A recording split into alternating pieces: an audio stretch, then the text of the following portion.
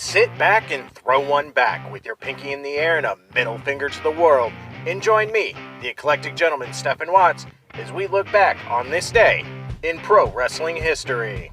But before we do, put that drink down, like, share, and subscribe, and without further ado, let's get our wrestling history on. Ladies and gentlemen, boys and girls, children of all ages, it is August 18th, and we're going to start off as we always do on a positive note. That's right, these are your pro wrestling birthdays. 1930, former NWA Mid-American Heavyweight Champion Lee Fields. 1946, former Worldwide Wrestling Federation Tag Team Champion Tony Guerrera. And last but not least, 1959, Dr. Tom Pritchard. Of course, on the flip side of that coin, your pro wrestling deaths for August 18th. 1997, former strongman and WCW wrestler Jep Swetson. All right, enough of the sad stuff. It's time to get to the meat and potatoes. That's right, these are your pro wrestling history highlights for August 18th. Jumping in the Wayback Machine and going all the way to 1944, where we see Lou Thesz become the first two-time Texas heavyweight champion, defeating Ernie Duske in Houston, Texas.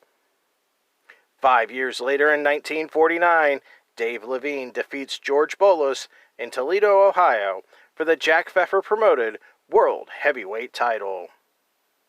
Jumping into the 50s, 1951, Frenchie Roy defeats Dale Haddock in Oregon to win the Pacific Coast Junior Heavyweight title.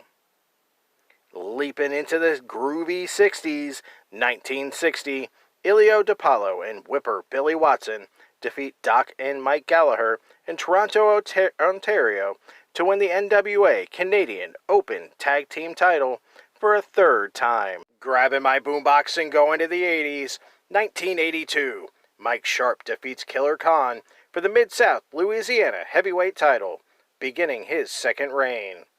2 years later in 1984, Tom Pritchard and Brett Sawyer win their second NWA Pacific Northwest Tag Team titles in Portland, Oregon, by defeating Mr. Ebony, Tom Jones, and Mike Miller. 1988, Leo Burke defeats Rip Rogers for the Grand Prix Wrestling International Heavyweight title in Halifax, Nova Scotia, to begin his third reign. And last but not least, 1996, Super Devlin defeats El Pantera to win the UWF Super Welterweight title.